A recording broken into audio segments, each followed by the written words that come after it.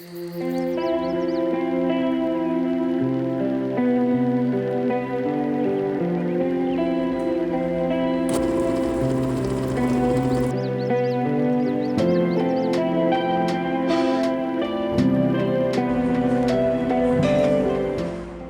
this reading vlog, I'm going to be getting into Holly Jackson's brand new book, Not Quite Dead Yet, and I am so excited because Holly Jackson is one of my all-time favorite authors. I am a huge fan of A Good Girl's Guide to Murder. It's one of the most page turn worthy books I've ever read. I read it in literally one day. And I also just recently read her other book, The Reappearance of Rachel Price. That was another kind of couldn't put it down book. They are both 5-star reads for me. I'm so excited to see if this will be another 5-star for me from Holly Jackson. And I just love the inside of it. It has this really cool tally system, and like one of the tallies is her. I just think that's so cool.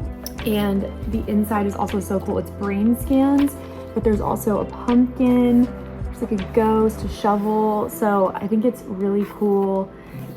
Just in like the spooky Halloween vibes. This is obviously more of a Halloween book since it centers around Halloween season and the actual holiday itself, but it's just such a cool book. I love it. This book is 379 pages. I am leaving for vacation tomorrow morning and I have quite a few books that I need to read on this trip, but I will be starting this one today because I can't wait any longer and I need Halloween now.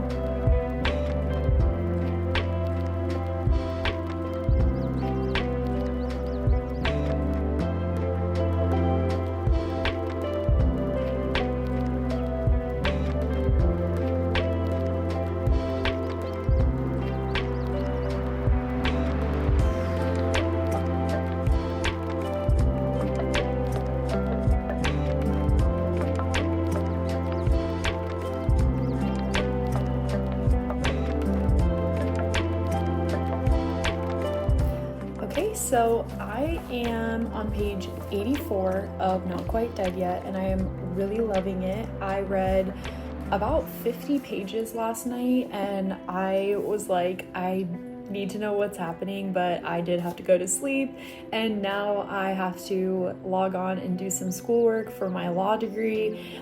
So I am looking forward to jumping back into it when I'm done with my schoolwork today, but so far it is pretty sad, pretty intense, but it has a very good mystery vibe to it, typical Holly Jackson style where it is a page turner, and I haven't figured out the mystery yet, so I'm excited to see if I'm able to or if it's going to be a big twist. I have to take a break with this book for the night because it is actually giving me anxiety, but we're putting her on pause, and I don't think this is going to be a 5-star for me just because I know how it's going to end and I hate it, but it's still a good read.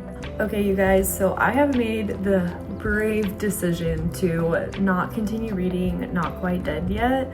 I know some of you are probably going to at me for being a scaredy cat, but I do tend to like scary books or books with a horror element, but this book is the most bleak book I think I've ever read, and I'm somebody that does harbor a lot of health anxiety. I feel like when I am anxious, it is usually a health element that is stressing me out. So my fellow hypochondriacs out there, please comment below that you understand me. But this book has a very primary health element to the central plot, and I didn't realize how grim it was going to be until I got further and further along in the book.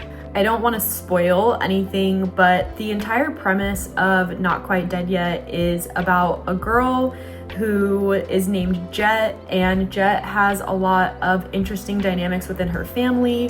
Her family is very wealthy. They are a primary construction business in her town, so people either love them or they hate them because they've usually taken their homes or their property, and then once they owned them, they have turned them into McMansions basically. So there are a lot of people in the town that hate her because of her family, but she is struck with a hammer on Halloween night and she doesn't see her assailant. So it is an attempted murder because she does survive the attack, but she does harbor severe head trauma. And the health aspect of the book is that she is suffering from this head trauma, and basically she has 7 days to live. So throughout the course of those 7 days, she's like, I've never really done anything with my life. I need to figure out who tried to kill me, and I need to solve my own murder before I'm gone. And I was really hoping for a happy ending, but I was just so anxious reading this book. Like, I was like, I hate this feeling. And so because I felt like I was being tortured, I did skip through a little bit to see if I was correct about who I thought the killer was. And I ended up seeing a couple spoilers for how the story would end in that process. And I am not happy with the way that the plot ends up. Not every story needs to be a happy ending. Not everything needs to have this neat bow of happiness, but I don't like grim, hopeless, pointless stories. And when I saw these spoilers, I was like, why am I torturing myself for an ending that I'm going to hate anyway? So I was about 3/4 done with the book. I am DNFing it. I know what happens. So if anybody reads it and they want to talk about it, I will still talk about it with you. But I don't like the book. Like, this is making me really sad because Holly Jackson is one of my favorite authors, and I was excited for this. This is her first adult debut because most of her books are YA books, but I don't like it. If you can stomach health and brain trauma and worry, then maybe this is the book for you. It is not the type of book that I like, and I don't like a bleak, grim ending to my stories. Like, if there's a horror element, I need it to be wrapped up with some type of hopeful output, or I just don't see the point in being scared for an entire book for there to be just like an awful bleak ending. So because I was planning on making this entire vlog about Not Quite Dead Yet, I am going to be adding another book into this vlog, so don't go anywhere because I will be continuing this reading vlog for fall. And I have been really excited to pick up Heartless Hunter. I finally got a Libby loan of it, so I will be starting this next. And I've been craving a little bit of fantasy, so I am more than happy to include this in this fall reading vlog.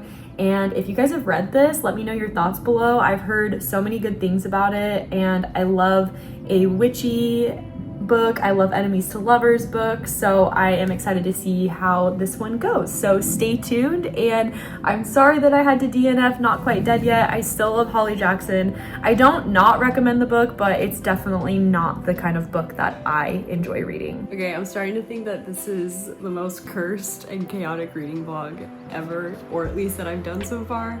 Not only did I have to DNF my first book pick because it was giving me panic attacks, but now I'm fighting a sinus infection. I'm feeling splendid. But I am on chapter 10 of Heartless Hunter. I'm on page 69, and I actually am really loving it so far. I love that it kind of gives me like Victorian era vibes. Like, that's how I picture the outfits and the settings, but it's kind of like current times. So yeah, I'm liking it so far, and I'm excited to see where it goes. And I'm also excited that this is a series and already has a second book, so that if I love it, when I'm done, I have something else to read. But while I'm laying in bed sick, I plan on reading a lot today.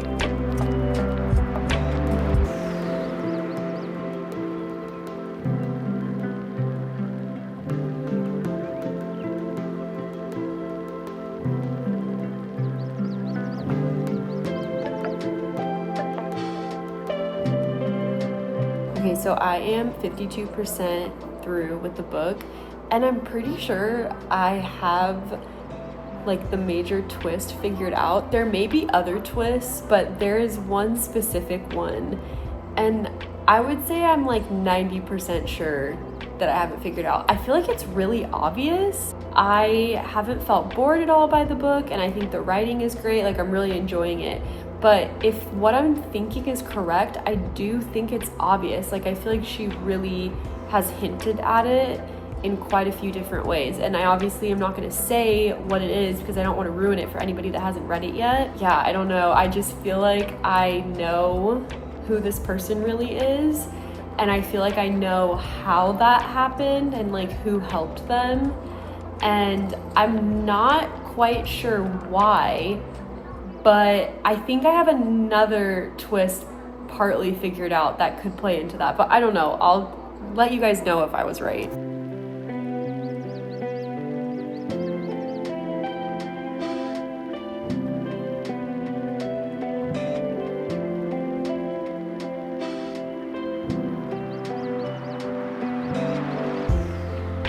Okay, so I am all done reading Heartless Hunter, and I really loved it. I will say I was 100% right about the twist and who I thought a certain person was like masquerading to be and tricking everyone. I figured all of it out, which I will be honest, I am a bit disappointed just because I feel like it was super obvious, and I was wondering if anybody else thought that it was obvious. And I checked the reviews on Goodreads after I finished it, and a lot of people said the same things that I was thinking, so I don't think I'm the only one that had this experience with this book. And although the twist was good, I do think it was very predictable, and I figured it out really early on. I like to not really know something for sure until at least 3/4 through the book, or I would rather think something and then be proven wrong by an even better twist. So that did make me dock the points for this book just a little bit. I will say too that although I love the male main character Gideon and I love the female main character Rune,